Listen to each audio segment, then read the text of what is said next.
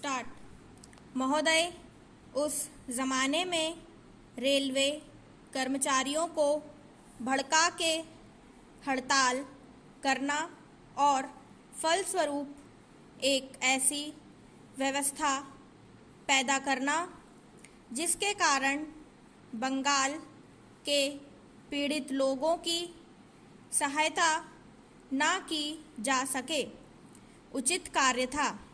लेकिन यह कार्य मेरे घर के भाइयों ने किया था। मेरा कहना है कि केवल उपदेश से काम नहीं चलता है।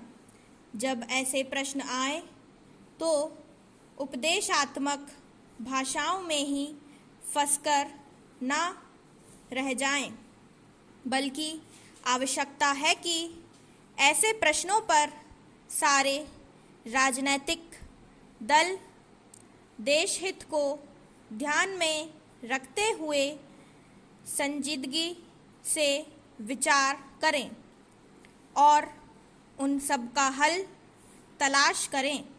आज श्री वाजपेयी ने प्रधानमंत्री पर कुछ अपेक्षा किए। वे बड़े गुस्से में थे और इतने क्रोध में थे कि उन्होंने अपने मस्तिष्क का संतुलन खो दिया था। उन्होंने आरोप लगाया कि सरकारी कर्मचारियों के प्रयास से बड़ी बड़ी सभाएं की गईं। मैं वाजपेयी जी का गुस्सा और उनका असंतुलित होना समझ सकता हूँ।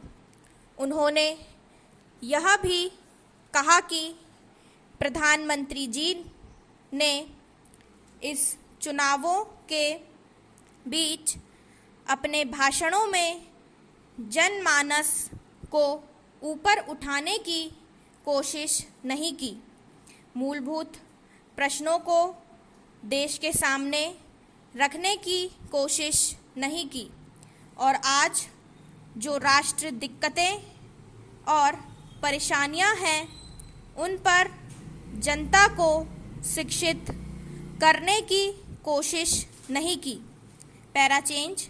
प्रधानमंत्री ने अपने चुनाव भाषणों में देश के अंदर जो शक्तियां राष्ट्रीय एकता को भंग कर रही है, धर्म के नाम पर, जाति के नाम पर, भाषा के नाम पर या क्षेत्रीयता के नाम पर संकीर्णता की भावना पैदा कर रही है, जनता को उनसे सजग किया।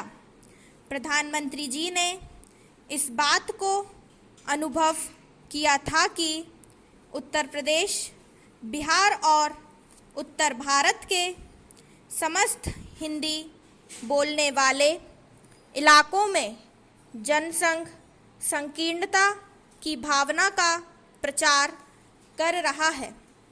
जिस प्रकार से जनसंघ सांप्रदायिकता की भावना को बढ़ावा दे रहा है, राष्ट्रीय शक्तियों को तोड़ने की नीति चला रहा है, उससे हमारे राष्ट्रीय मूल, राष्ट्रीय नीतियां और राष्ट्रीय एकता खतरे में हैं।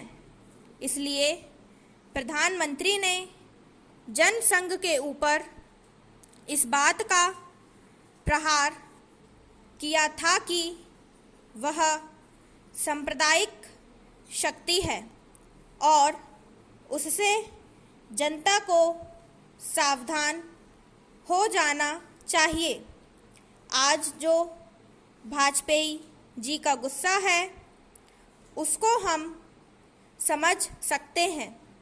उन्होंने एक सपना देखा था, एक सुनहरा सपना, उत्तर प्रदेश में अपनी सरकार बनाने का, बिहार में अपनी पार्टी को बहुमत प्राप्त कराने का। स्टॉप।